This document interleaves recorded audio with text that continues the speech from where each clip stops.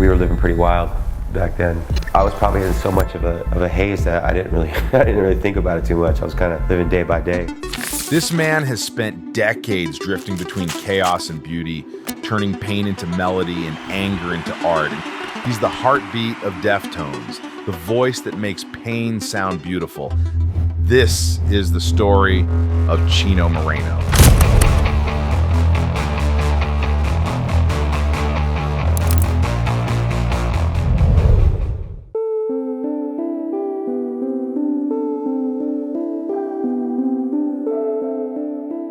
Camila Wong Moreno showed up on June 20th, 1973 in Sacramento.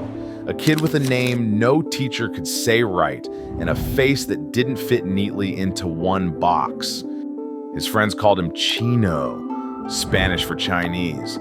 Half joke, half truth, as he was the son of a working-class Mexican father and a mother whose roots stretched from China to Ireland to Native America.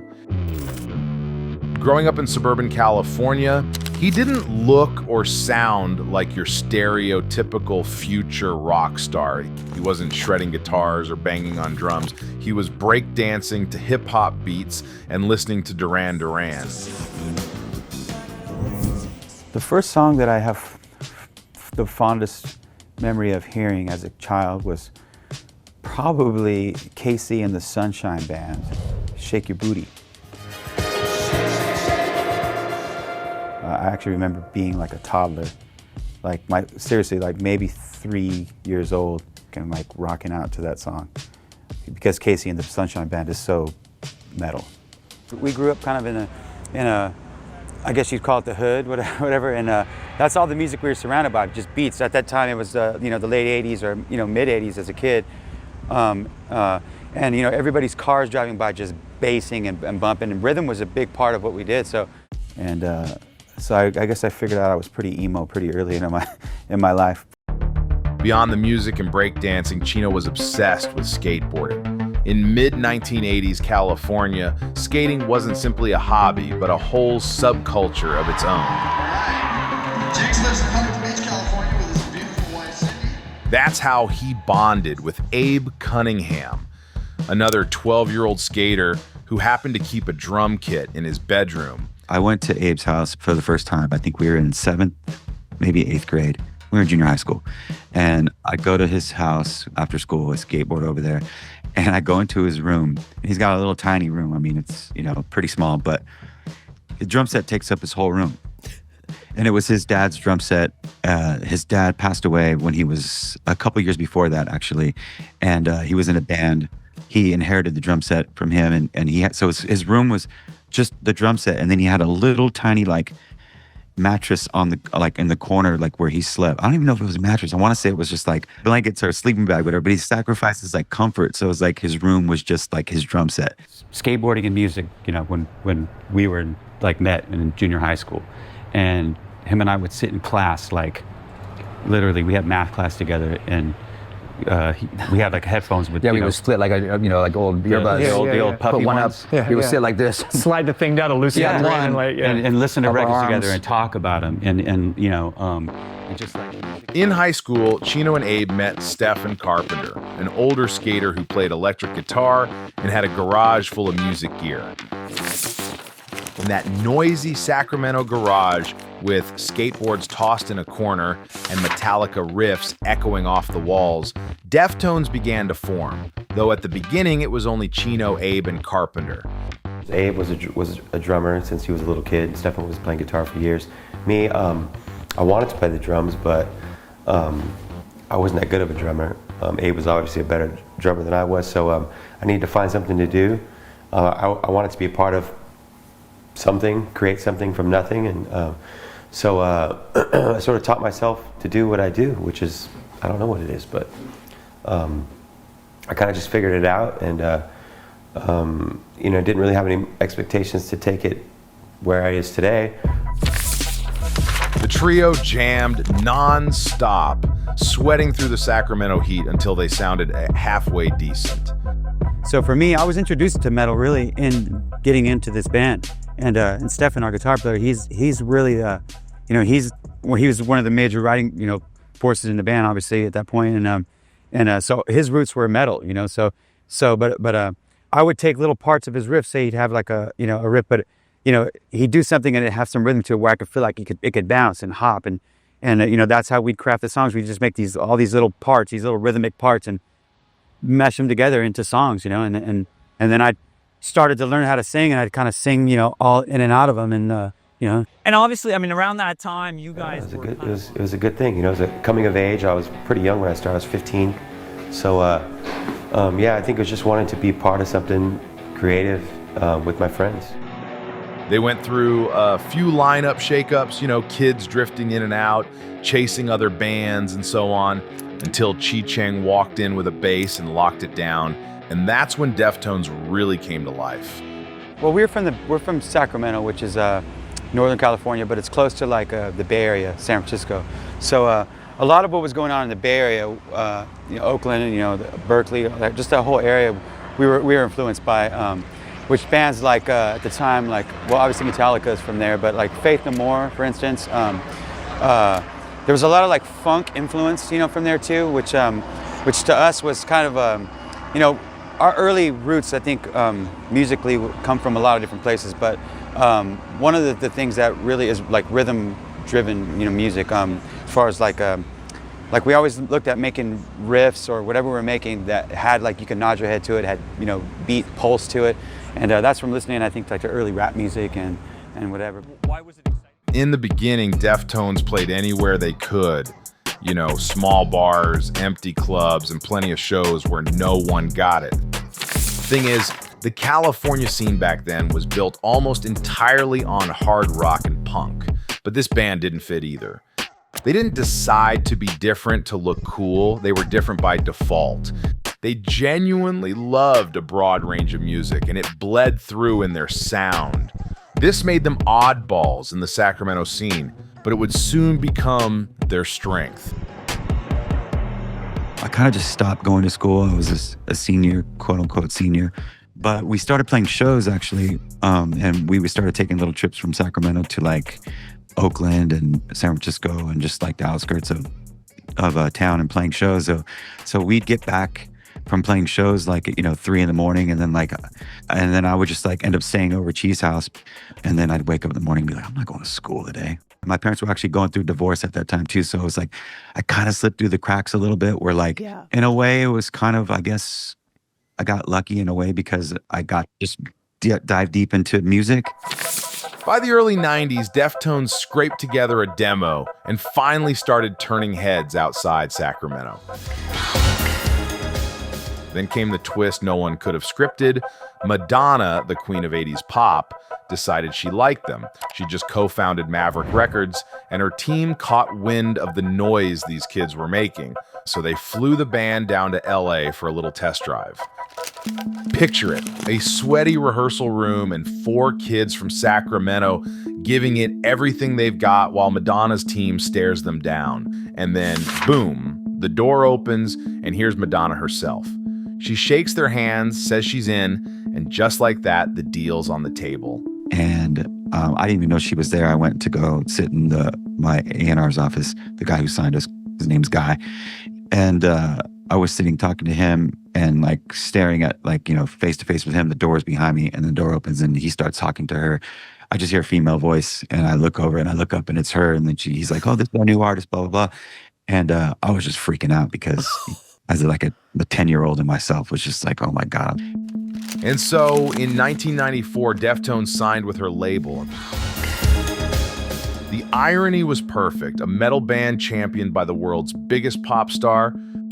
But credit where it's due, Madonna didn't try to change them. She just believed in them. And this leap of faith sparked everything that came next.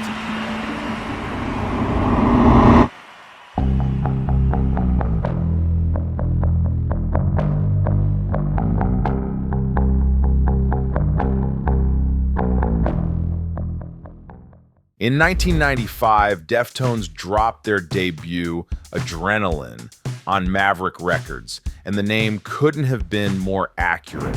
The record felt like getting hit in the face with a skateboard, The perfect soundtrack for kids who skated in parking lots and drank cheap beer.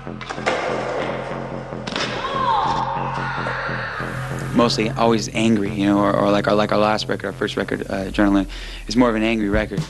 It opened with Bored, a song that starts with a slow, moody bass line before erupting into a wall of guitars. It's tense, emotional, and unpredictable. A perfect snapshot of Deftones' early DNA: pressure, release, repeat. Chino's voice mutates from lazy drawl to screaming like he's fighting his own body. Engine number 9 is a demolition derby. Carpenter's guitar sounds like a train gone off the rails. Abe's drums crash like they're trying to escape the kit. And Chino just loses it, barking and spitting through the noise like he's exercising something. It's pure chaos, punk, hip-hop, and metal smashed into one sweaty, beautiful wreck. It's definitely the Deftones album that is the most nu metal sounding. It kind of goes in that style. There's some kind of hip-hop influences for sure on this one. And yeah, it just has this really aggressive, kind of like juvenile, adolescence, nothing held back nature to it that I love. They just kind of go all out with this album. They throw everything on it. And I will... This was nu metal before the genre even existed and before it became a dirty word. The sound of this record really, really heavily relies on these like very simple guitar riffs, and barely riffs. I mean, they're just chord patterns most of the time, with like the bass kind of just doubling the guitars, and then the drums are really where the groove of the song comes from. There's really kind of bouncy, like double time hi-hat kind of grooves, and then Chino kind of just soars around on top of the music with these floaty, airy vocals that are unlike many vocalists that I've heard of this era. The sound of Adrenaline is a glorious mess, and that's the magic. Terry Date's production doesn't beautify anything at all. It leaves the dirt right where it belongs. We'd hired him because of Pantera. At that point, those were like the heaviest, most like piercingly great records. So we hired him because of that, but then we sort of like tied his hands behind his back because we told him, okay, we love this, but we don't want it to sound like Pantera. We just want to record it raw. So it didn't sound anything like a Pantera record, but it kind of sounded shitty. The mix bleeds and snarls, guitars crashing into vocals, drums spilling over everything. You can practically smell the sweat. Chino tracked most of his vocals live, screaming into a handheld mic in the same room as the band. It sounds like a garage at 2 a.m. after a wild show. Amps buzzing, friends yelling, adrenaline still in the air. And that was exactly the point. The music is actually a side effect of all of our friendships. I mean, that's just what we do as friends. When we all get together and hang out, that's what we do. If we're writing music, most of the time in our session is us just hanging out. I mean, we'll jam here and there, get into a couple arguments, smoke some weed, drink some drinks, jam some more, and be like, all right, I'm tired. See you guys tomorrow. But when the album first came out, it didn't make headlines. Sales were small, reviews were mixed, and most people didn't even notice. You know, we didn't have nothing to lose. We made our first record, and we didn't expect anybody to even like it. But underground, something was happening. Deftones were touring constantly in small clubs, and little by little, they built their cult following. By 1997, nu metal was taking over. Bands like Korn and Limp Bizkit were mixing rap, funk, and metal into something loud, brash, and built for arenas. Deftones were often grouped with them, but they never quite fit.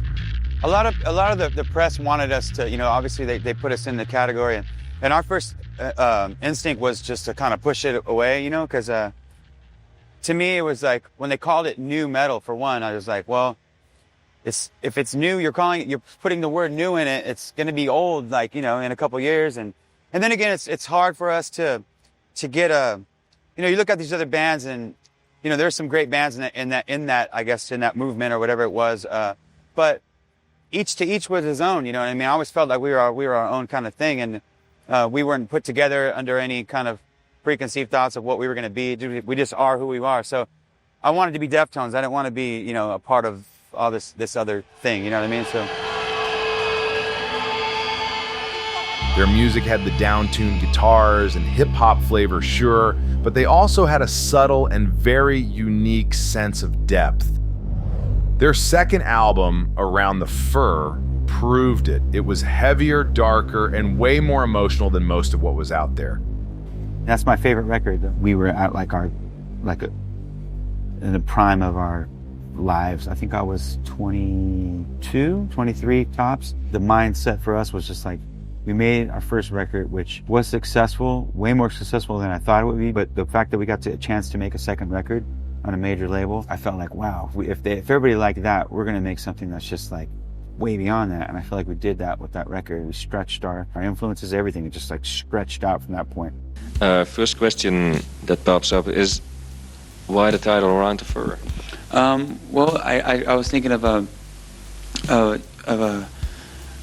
it was like our music. I picture it as being, you know, very ugly, you know, heavy chords, you know, and everything's really abrasive, and the music is really, I mean, but at the same time, it's really soothing. You know, I think a lot of my melodies and a lot of the vulnerability that I put myself in when I sing are extremes, and just something I was into. I think I picture fur as being really glamorous and very beautiful, but around on the inside, it's skin, and it's somewhat of and it's ugly. So it's somewhat of a metaphor for the music and just of the way I feel sometimes about people, you know, being really pretty on the outside and ugly on the inside. I was probably angrier than I've ever been in my life, but I was probably happier than I've ever been in my life. On every emotion, it was like the pinnacle of all those emotions, and that record was very dynamic for those reasons. Like some of the saddest parts on that record are really sad. Some of the angry parts on that record are, I don't know if I can ever be that angry again. Fuck, I was mad. The album opens with My Own Summer, Shove It, and from the first second, it's clear this is something new. The song is a masterclass in controlled chaos. Cheese bass growls low like an engine. Steph's guitar slices through it like broken glass. And together, they build something that barely holds itself together. Chino rides that chaos like it's second nature, crooning 1 second, losing his mind the next. Listening to it now, you can tell how this song would later inspire Linkin Park for their making of Hybrid Theory. They took all of that energy on Adrenaline, they polished it up, they made it a little bit darker, broodier, dirtier sounding, and they made Around the Fur. And this album is just on a level I can't even describe. This album is perfect. It's kind of new metal-ish, but there's definitely elements there that make it its own distinct genre. I can't really describe exactly what genre this is. It's just awesome. That's all I know. I think a lot of people don't credit our second record enough to where it really like opened up from being what was then new metal or whatever the new genre was that we were just kind of getting thrown into. I really think we started separating ourselves from all our peers on that record. This was the takeoff moment. Around the Fur blew the doors open, and suddenly Deftones had the spotlight. They toured nonstop, sharing the stage with Korn and Limp Bizkit, and earned a rep for shows that bordered on riot. By now, the lineup was locked. Chino, Steph, Abe, Chi, and Frank Delgado, the quiet sound magician who'd gone from background contributor to full-time member. They were in their mid-20s, living the dream and absolutely wrecking themselves doing it. Come on up. It's our front lounge here. It's where everybody hangs out when we have day drives. It's rare we drive in the daytime. We usually drive at night. We play a show. Basically got about maybe an hour and a half to get all our things together, put them on the bus, and then we're out and we sleep. And this is where we sleep. Come on, I'll show you. Before that, it's our laboratory, which, you know, can't throw any solids down there. This is where we sleep. These are our bunks. You know, curtains close and open and close. Which takes us to June 2000 when Deftones released White Pony. Take it away. £16 for an album. A lot of money for a CD. It is. But luckily, you're getting something very good when you buy this White Pony. It's the best album out right now. To me, this is where Deftones transcended their nu metal roots and situated themselves as a band that would be arguably still making the highest quality albums and remaining relevant to this day, as evidenced by recently apparently selling out Madison Square Garden. Another powerful record from start to finish. Of course, it is going to perfection. If Adrenaline and Around the Fur were beer-soaked basement brawls, White Pony was a fever dream. Dark, sensual, cinematic. It didn't sound like anything from the nu metal circus. It sounded like escape. There's such a sinister tone to White Pony that I love. It's a really chilling album. Did you feel a lot of pressure? Because there was a lot of pressure from other people. Did you feel a lot of pressure yourselves? No, I make music that I like to make for myself anyway, so the record label really has never been too in tune to what we do artistically, really. They just kind of just let us do what we do, and once we make a record, then they go out and give it to the people, but we just basically just do what we do. So the whole time we're making the record, it was stressful, but it was just trying to get the most beautiful songs we could possibly come up with, and through a lot of the beautiful songs, there was a lot of little areas where we just get hectic and crazy, but we just try to keep it all beautiful, and we did. And to me the record, it's really moody record, but it's like a audio hug. That's the way I picture the record.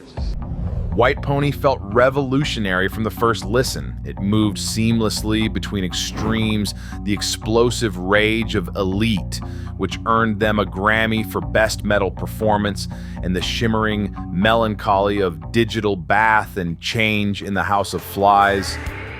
What changed in Deftones' life after winning a Grammy in 2001? Something new? Something bigger after Best Metal Performance? You know what? Nothing at all. It's nice. It's a very big, in the States, I guess everywhere, it is a really big thing to get that or to whatever, but Did you expect it to win? Not at all. As a matter of fact, everyone that was invited to the thing was sitting on the ground, and we were sitting up in the seats. So we said, there's no way, of course, they said they put us up here, there's no way we're gonna, but then they announced the names and everything, and we actually we jumped down, we were like, what the, we jumped down 10 feet down, and then we ran up, and it was very quick and very brief, but it's a great thing, but nothing's changed. The haunting duet with Maynard James Keenan on Passenger was proof that Deftones had transcended metal and stepped into something timeless. Critics went nuts for White Pony. Suddenly, Deftones were being hailed as the Radiohead of metal. Like Radiohead ditching their early rock sound for something more esoteric, Deftones had swerved away from the nu metal template into something artful and introspective. The band was sort of fighting a lot during that record. That was their third record, I believe. Yeah. And that's usually the time when, we went on the road together a lot. A lot of external pressures going on, maybe drugs involved, all the things that contribute to anxiety. And then you throw everybody into a heavily creative situation where you're trying to outdo your last really creative situation.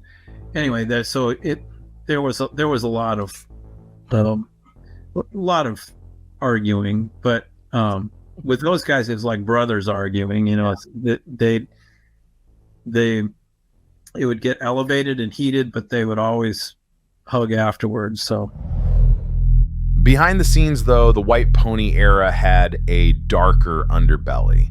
The band members would later call it a cocaine concept album, and they weren't speaking metaphorically. As the nu metal scene hit its commercial peak around 2000, Deftones were riding high, literally and figuratively. Living in a Hollywood Hills party house while making White Pony, they had ample access to every rock star vice and developed a prodigious drug habit.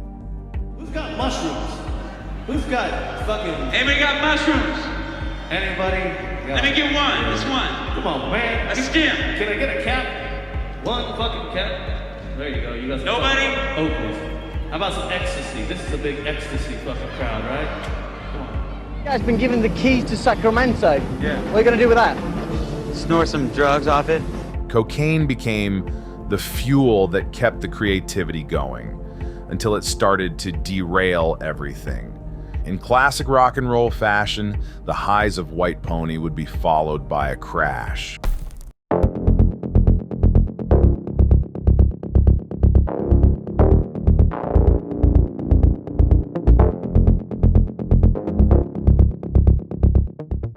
After the artistic triumph of White Pony, Deftones were on top of the alt-metal world.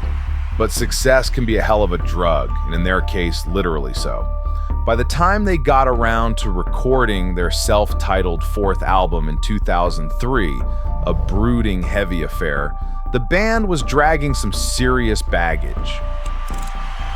Years of brutal and relentless touring, substance abuse, and simmering tensions were finally catching up with them, and Chino in particular was in rough shape. We were living pretty wild back then, but I was probably in so much of a haze that I didn't really think about it too much. I was kind of living day by day.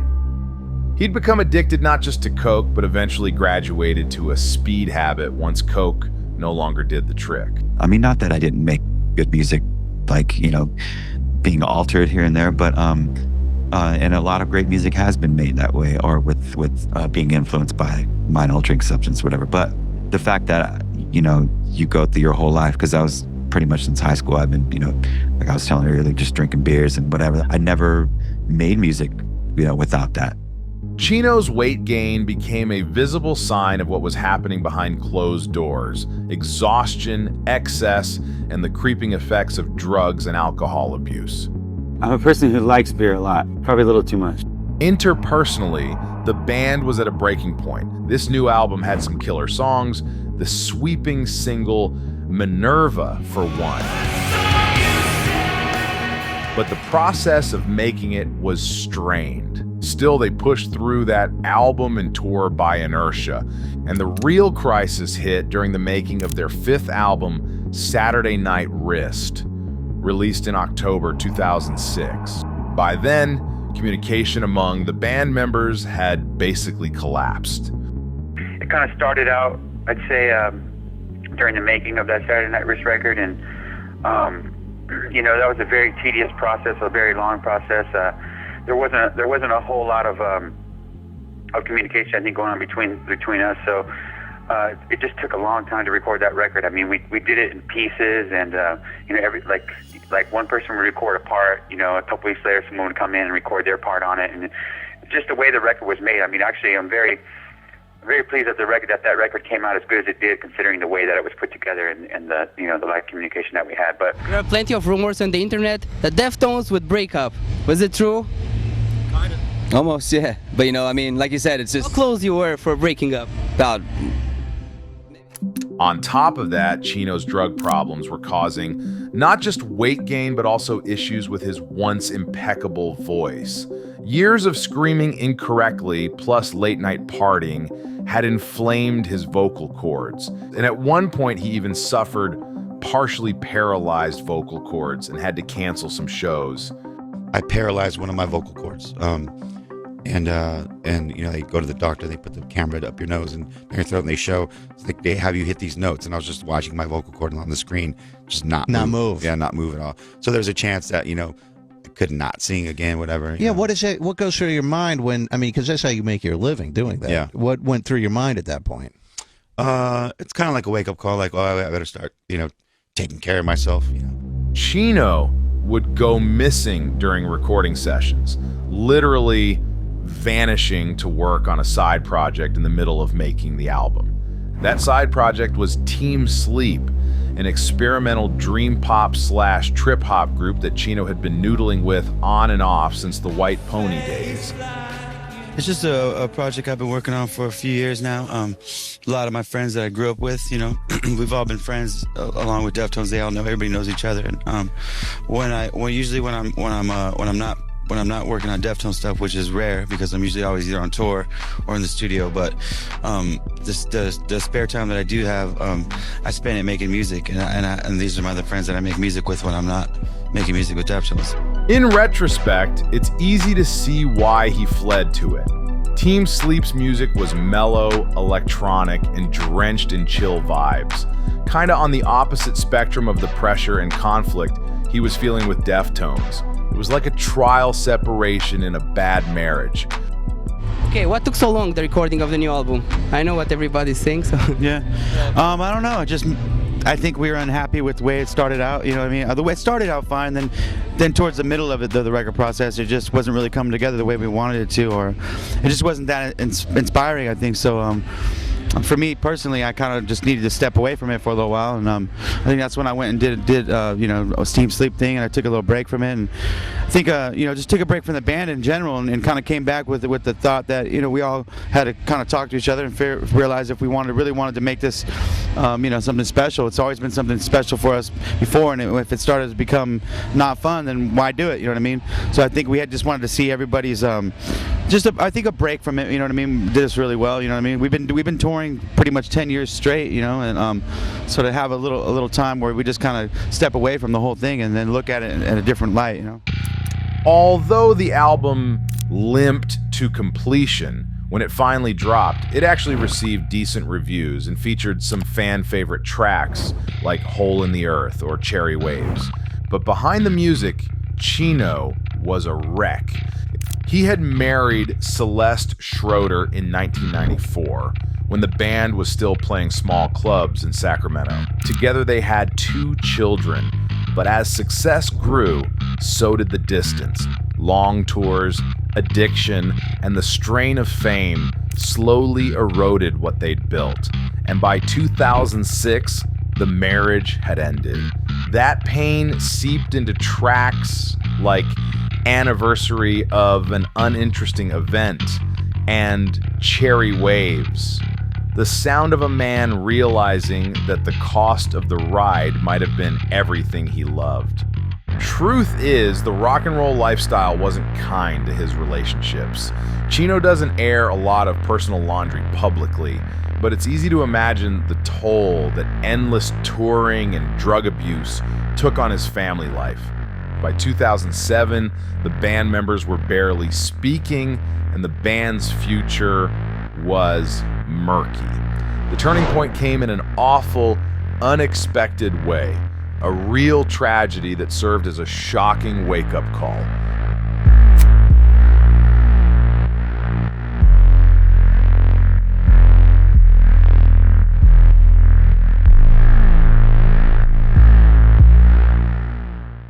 In November 2008, as Deftones began cautiously working on a new album called Eros, tragedy struck. Chi-Cheng was in a car crash so brutal that he was thrown from the vehicle and suffered a massive head trauma that left him in a coma. We went up to our studio in Sacramento, California, where we have a rehearsal recording studio that's been there for, I don't know, a little over 10 years, and we started working on a record, and we were probably almost maybe a year into working on it, almost finishing it up when we got the news of our bass player being in an accident. And at that point, it kind of, it halted everything. We stood back from the project, from the band for a while. And one day the band was jamming and arguing over riffs. The next, their brother was in a hospital bed, unresponsive and fighting for his life. The Eros sessions were immediately shelved. Nothing seemed important except Chi's recovery. In the years that followed, Chi remained in a semi-comatose state, alive but distant. The band waited, hoping for change, but time moved slowly. Didn't really think at that point what we were going to do with our future, but once we did, probably about maybe 4 or 5 months later, when we decided to reconvene, the rest of the band got together, and I think instead of trying to figure out if we were going to finish this record or who we were going to get to come in and find a bass player, before we even thought of all that, we just really wanted to just, I think, play together. So the first thing we did was we called Sergio, who's a good friend of ours, who filled in for Chi once before when he was hurt. Friend and fellow musician Sergio Vega joined on bass to help them continue. It was a quiet, uncertain chapter where grief could only be soothed with music. In the middle of all that pain, something good happened. the band came back together. I really felt like at that point we started to really rebuild our, our friendship. The tragedy had shaken them, but it also reminded them what they meant to each other. Once again, this whole incident, I mean, it's kind of reaffirms what we already know about, just life is so short. We all know that, things happen all the time in a blink of an eye, and it's definitely brought us. We're brothers, and we're best friends, brothers. Over the years, but I mean, it's just, man, it's really made everyone just spark, connect again, and we've been having a blast. So. With Sergio Vega now in the lineup, they started fresh, writing new songs that became Diamond Eyes. Proof, once again, that somehow pain always finds a way to force creativity out of you. Despite, what we're dealing with, our bass player being, in his condition and not being able to be with us on the road, it's actually, I think we're just putting all our energy into what we do in the music, and having Sergio, who's the guy who's filling in for Chi, he's an awesome dude. He's like family to us, and it sounds really good. And he's an awesome bass player. We just buried our heads into the music and started a whole new project, and I think we kind of felt like we really had to rebuild our whole foundation of our existence. Really, I mean, kind of had to start over from scratch, and kind of helped us, I think, escape the reality of what was going on, and just just focus on something completely new and creative. And I think although Chi was having it in our brains while we were doing it, I think it was really good for us to get to that point in our lives, and just really have us appreciate the fact that we're still alive and have our health, and we're able to make music. And so that's what we did. And about a year later, we finished up the Diamond Eyes sessions, and we're very, very pleased with it. Also, Chino got clean. Maybe not Saint level clean, but cleaner. And the difference was obvious. Diamond Eyes emerged in 2010 like a phoenix out of wreckage. Still heavy, still sharp, but glowing with something new. Hope.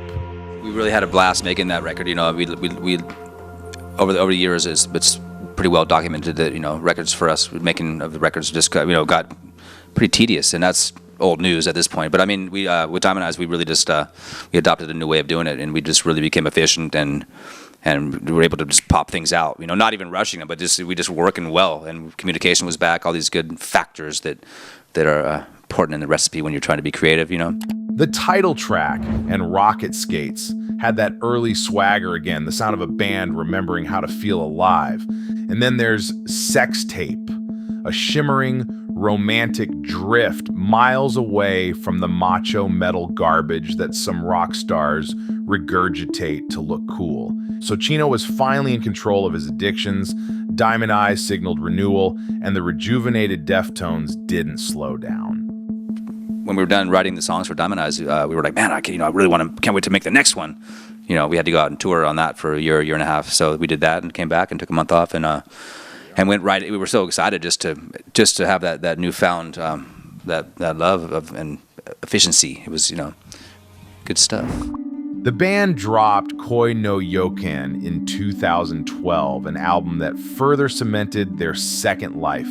It was majestic and darkly beautiful, and that was also the year Chino remarried, this time to Risa Mora, marking a quiet turning point in his life. After years of turbulence, this relationship felt steady, grounded. Together with their daughter, they settled in Bend, Oregon, trading the chaos of Los Angeles for open skies and quiet. For someone who had spent decades searching for calm through sound, Chino finally seemed to find it in life itself. But the joy was bittersweet. Tragically, Chi never recovered, and after more than 4 years in a semi-comatose state, he passed away in April 2013.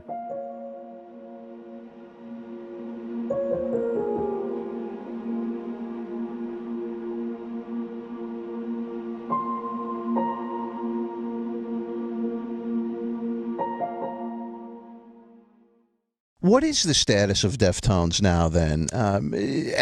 Everyone's still together. Obviously, there's a death in the band. Yes. But everyone else getting along and still together and going to move forward and put out another record eventually? Yeah, I mean, we've since our bass player, Chi's accident, that was, I want to say in 2009, we put out a couple records. I mean, since then, obviously, took some time off, obviously, but yeah, we're just, we've all been friends since we were kids, man. Lucky enough, I've been able to make a career out of it, So, yeah. Where did you grow up? Chino Moreno's creativity was never meant to stay inside one band. And whenever Deftones slowed down, he didn't, and created new worlds as a creative outlet. It all started with Team Sleep, the hazy, dreamlike project that became his safe space when Deftones nearly split in the mid-2000s. After years of silence, the group resurfaced in 2015 for a Woodstock Sessions recording. Not so much a comeback as much as a cleanse. An opportunity for Chino to revisit those foggy, late-night sounds with a new maturity, a clear head, and a calmer pulse.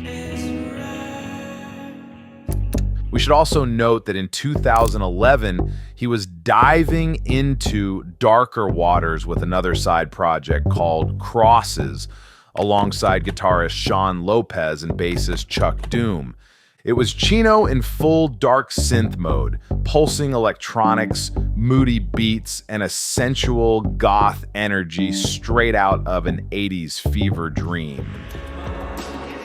So how did this project all come together? Like, what was the motivation? All in the band. Sean, guitar player, we grew up together in Sacramento, and he actually is my neighbor, or he used to be my neighbor. I just moved, but he used to live like a few blocks from me. So I would ride my bike or ride my skateboard over to his house, and he has a studio at his house, and we started just making some music, and kind of just happened, We didn't plan it; it just happened. If someone has never heard Crosses before, they know you, Chino, as the lead singer of Deftones. Yes. People probably very familiar with Deftones. What's the difference? Compare and contrast the two bands. Well, it's different people. It's not as guitar driven, I would say. I mean, there are guitars, there's a lot of organic instrumentation, but it's not, I guess it's not as aggressive in certain ways. Deftones is very guitar driven, so this has a little bit more synthetics, and there's keyboards and electronics. Are you still screaming as much with probably Crosses? Not as much, but I mean, I slip a little in here and there. You actually. Then came Palms in 2013, heavy in atmosphere, light in aggression, full of slow tides and sky-wide guitars. Critics called their record one of the most artful metal releases of its era, and Chino seemed completely at ease, just singing, floating, and letting the music carry him. And now this Palms project, which is something that we recorded a record probably a little over a year ago. I put it out a little over a year ago, and really haven't done much. I mean, I've obviously been busy doing a lot of stuff. But we were able to get everybody in the same place for a week or two, and so we're trying to play. I think we have 5 or 6 shows, and mostly here in Texas, which is the great state of Texas, where we like to be. I guess where I like to be. All these side gigs weren't distractions. They were pressure valves, just different ways for Chino to feed the same creative hunger that powers Deftones. Every project, from the digital pulse of Crosses to the oceanic calm of Palms, added new shades to his art. He follows his muse like it's a survival instinct, and fans get to watch an artist who never flatlines. It feels very gratifying to know that we can sort of take our time making our music and feel that people will be there when we decide to come back, and in those numbers, it's great. I mean, I think we're very privileged to be in that, to be at that level. When Deftones released Gore in 2016, Chino's creative muse sparked some internal tension. Stephen Carpenter initially resisted the softer, more atmospheric direction Chino and Sergio were exploring. Yet even in disagreement, the band's foundation held. And at the end of the day, that push and pull and that balance between chaos and connection has always fueled Deftones' best work. Now it's like we can kind of breathe, in between record cycles and take our time making the records and not feel pressured people are going to forget about us if we take 3 or 4 months more than anticipated. In 2020, Deftones teamed back up with producer Terry Date, the man behind their early classics, and released Ohms, their 9th album. It's a record meant to be taken slow, layered, thoughtful, and endlessly replayable. Ohms hits right away, but gets deeper every time you listen. It's got its moments. I feel like with Deftones records, we've always tried to have sort of a dynamic, flow in our records where it kind of, goes from here to there and, within a song and as a collective piece of work. So I feel like all those things are there. I'm excited, though, for people to hear it and really dig into it and get out of it. Basically, let the music sort of present itself to them and whatever. Like, I'd rather not just sum up, like, what you should feel when you hear it. But I definitely think it's an emotional record. It was made before, pre-pandemic, whatever, but I really feel like there's a lot of stuff on it that really, really mirrors kind of like what a lot of people, I think, are going through right now as far as just dealing with all this isolation and lack of connection. And I feel like that rears its head a few times with this batch of songs for sure. In 2022, Sergio Vega walked away from Deftones because after all those years, he was never made an official member. He'd been on a contract, gig to gig, and eventually that didn't sit right with him. We met in 1995. I filled in for Chi, rest in peace, in 1999, and was asked to work with the band after his tragedy in 2009. Because of the love they had for Quicksand, I was asked to bring the same approach as a songwriter and arranger to them as well. I was also told that similarly to Frank, I would be brought in over time to become an official member. I had worked with the band for 12 years, and at the start of every album cycle, I asked about becoming an official member, but the contract would be improved instead. COVID was a breaking point for a lot of people, and I started to question my place in the band and the future that I wanted for my career. I really started to need something stable because at that point, my contract with them was canceled. One day I got a call from the guys about an internal band situation, and they asked me if I was solid and that I would have to fly out to LA to help work it out right away. I said, of course, I was all in and we can handle my situation later, but I can't go back to my old contract. Our respective management had a conversation to discuss a new contract, and they offered me the same deal. At that point, it was clear there was no opportunity for growth for me, so I declined the offer. And then I called the guys immediately to see where the miscommunication was to resolve it, but there was no response. A couple of days later, I received an email from their lawyer that their offer was withdrawn and that they wished me the best. So I left the band early last year, and since then, I've been focused on my band Quicksand, as well as working as a producer and writer for other artists and projects. Deftones quietly brought in Fred Sablon. No drama, just another smooth transition for a group that's seen everything. Thing is, their status as avant rock icons isn't about constant reinvention.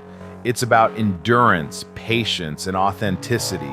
The world eventually learned to hear what Deftones had been saying since the beginning, that heaviness can be tender, that emotion is power, that beauty can surface from pain. Green Day and Foo Fighters may draw larger crowds, and Korn or System of a Down may hold nostalgic sway, but only a few from that generation still sound this alive. Deftones outgrew their moment and defined their own forever. Fittingly, in 2025, Deftones dropped their 10th album, Private Music. The record feels like Total Command, a band that knows exactly who they are, but still finds new corners to explore. They twist heaviness into softness, sadness into beauty, and somehow make it all hit harder. Because evolution doesn't have to mean compromise. Chino's story was never a straight climb. It's a landscape of peaks and valleys, triumphs and heartbreak, creation and loss. That he's still here, still creating music that feels vital and alive more than 30 years later speaks to something deeper than talent. Today, he has nothing left to prove. Yet every time he walks on stage or steps into a studio, you can sense that spark, the same restless drive that started it all. Whether it's the fury of Deftones or the dreamlike haze of his side projects, one thing remains. There's only one Chino. He can roar with anguish and whisper with tenderness, often in the same breath. He's lived every lyric, bled every note, and he's still chasing the next sound, still crafting the next melody, still writing the soundtrack for what it means to really feel alive with all its pain and beauty.